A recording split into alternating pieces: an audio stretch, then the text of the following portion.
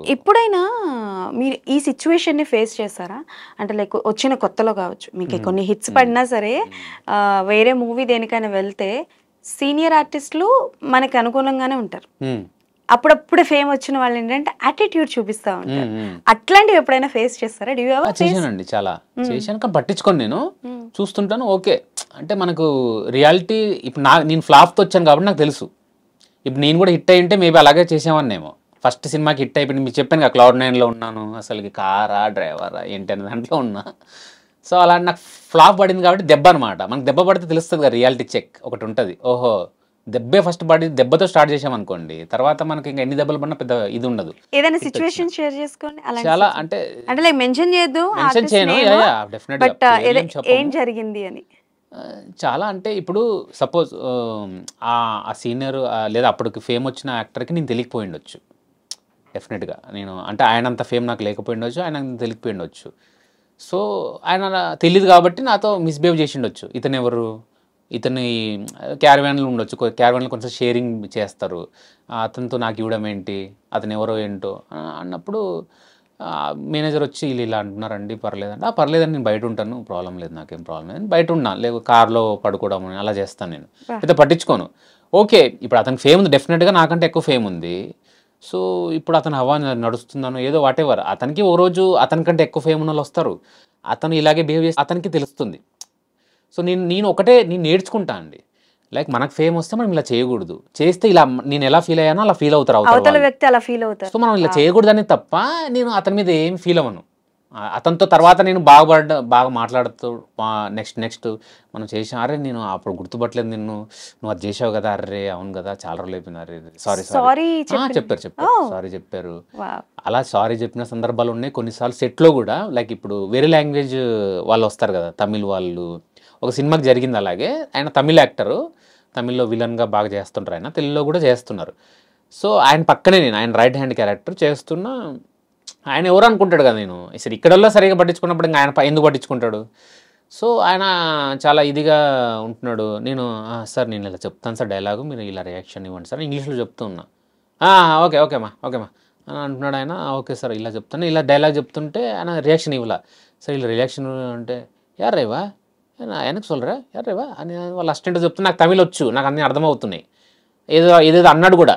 ఎవడ్రా వీడు waste fellow అది ఇది కూడా అన్నాడు ఏదో వాళ్ళ మేకప్ మ్యాన్‌తో. అన్నప్పుడు కూడా సర్లే అన్నాడులే వదిలేసేయి లైట్ అనుకోని లైట్‌గా ఉన్నా. తర్వాత ఒక సీన్ వచ్చింది. ఒక సీన్ చేశాను. చేశాక అదే సినిమాలో ఇంకో సీనియర్ తెలుగు ఆర్టిస్ట్ ఉన్నారు. ఆయన నన్ను గుర్తుపట్టి ఆయన నన్ను దగ్గర కూర్చొని మాట్లాడి అన్నీ ఇంతకుముందు చేయడం వల్ల ఆయనకి పరిచయం.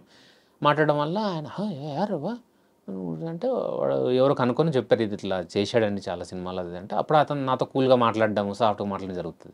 నేను అనుకున్నా ఓకే. తెలీదు కాబట్టి నేను అప్పుడు కూడా అనుకున్నా ఇదే. ఇప్పుడు మనం తెలియనంత మాత్రాన మనం డిగ్రేడ్ చేయకూడదు. డిగ్రేడ్ చేయొద్దు ఎవరిని. నువ్వు పైకి లేపక్కర్లా. ఓహో! అని దండాలు పెట్టక్కర్లా. అలా అని చెప్పి అలానే డిగ్రేడ్ కిందకి చేయకూడదు. దిగట్లా. హ్మ్. నువ్వు ఒక మనిషిలాగా చూడు. ఒక ఆర్టిస్ట్ కదా! కొత్త, పాత ఇవన్నీ అనవసరం. ఒక సినిమాతో ఒకడు పాతోడవుతాడు. ఒక సినిమా కంటే ముందు వాడు కొత్తోడు. అంతే డిఫరెన్స్. తేడా అంతే. అసలకి వాడు పాతోడు, కొత్తోడు, సీనియర్‌లు ఏముంటదండి? ఈరోజు నేను ఇన్ని సినిమాలు చేశాను. మీరు రేపు నాకంటే పెద్ద హిట్ కొడితే మీరే గ్రేటు. Simple thing. అదంతా ఏముండదు. అది నేను తెలుసుకున్నాను. ఒక సో, ఫ్రైడే మార్చేస్తుంది. అంతే. సో, అది ఫీల్ అవ్వడం ఏం లేదు. ఫీల్ అవ్వను. నేర్చుకుంటాను లైక్ వాళ్ళ నుంచి. ఆ ఓకే. నెగెటివ్‌లో గూడా నేను పాజిటివ్ వెతుకుతాను. ఎవరు అంటే లైక్ ఎవరి mentality, mind set or attitude వచ్చింది మీకు? అంటే లైక్ మదరా? ఫాదరా? Or both like mix? అంటే ఎలాగో బిగ్ బాస్ గురించి మీ మీ డైరెక్టర్ కూడా బిగ్ బాస్ ప్రోమోలు ఎక్కువ అవునవునండి. చేస్తున్నారు కాబట్టి, అవును. ఏంటి భాషా గారికి బిగ్ బాస్ ఆఫర్స్ వస్తున్నాయంట, రిజెక్ట్ చేస్తున్నారని వినిపిస్తోంది బయట. అవును. అది ఎంతవరకు నిజం? యాక్చువల్లీ ముఖేష్ గారే చెప్పారు నాకిది. మేము అవునా? స్టార్ట్ అయినప్పుడు ముఖేష్ గారే సీజన్ 6 5 మరి కరెక్ట్ గుర్తులేదు నాకు. 6 ఏనేమో హ్మ్. అడిగారు నన్ను. అక్కడ హ్మ్. రిక్వైర్మెంట్ ఉందంట ఒక కమెడియన్‌ది. సో, నా బదులు వేరే వాళ్ళని పంపించారు. అడిగితే ఆయనకి మంచి యాక్సెస్ ఉంది గదా! హ్మ్. సో, నన్ను అడిగారు. "ఎళ్తావా చెప్తాను నేను" అంటే, అయ్యో! లేదంటే నాకసలు ఇంట్రెస్ట్ లేదు. నాకసలు ఫస్ట్ పర్సనల్ ఇంటర్వ్యూస్ ఇయ్యడానికే ఇంట్రెస్ట్ లేదు. నా గురించి అందరికి తెలిసిపోతే ఇంకేముండదని అలా హైడ్ చేయాలనుకుంటాను నేను. సో, వద్దండి బాబు. చూడ్డానికి ఇంట్రెస్ట్ ఉంటుంది నాకు. ఓకే. చూస్తా నేను. ఓకే. చూడ్డానికి రీజన్ ఏంటంటే సైకలాజికల్ థింగ్స్ తెలుస్తాయి మనకు.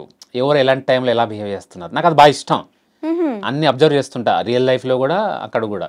లైక్ మీరు ఒక చిన్న స్టాఫ్తో ఎలా బిహేవ్ చేస్తున్నారు, నాతో ఎలా బిహేవ్ చేస్తున్నారు. ఓకే. సో అక్కడ బట్టి మీ క్యారెక్టర్ని జడ్జ్ చేయొచ్చు మనం ఈజీగా. సో అది దానికోసం చూస్తాను నేను అక్కడ. క్లోజ్ ఫ్రెండ్స్తో ఎలా బిహేవ్ చేస్తారు, ఒకవేళ ఆపోజిట్ ఉంటే వాడితో ఎలా మాట్లాడతారు, వాడిని ఎలా రివ్యూని తీసుకోవాలనుకుంటారు. కొంతమంది ఈక్వల్గానే ఉంటారు, ఎందుకు లేరా వదిలేరా అంత పడదు. సో ఇవన్నీ బాగా ఇంట్రెస్టింగ్గా ఉంటాయి నాకు దాంట్లో.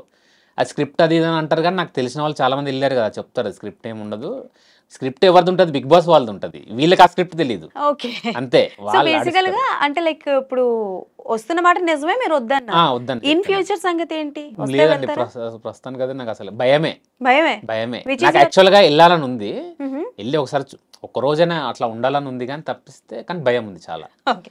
ఏది మీ ఫేవరెట్ సీజన్? ఫేవరెట్ సీజన్ నాది సెకండ్ సీజన్ అండి. సెకండ్ సీజన్ కౌశల్ విన్నర్ అయ్యారు కదా అది.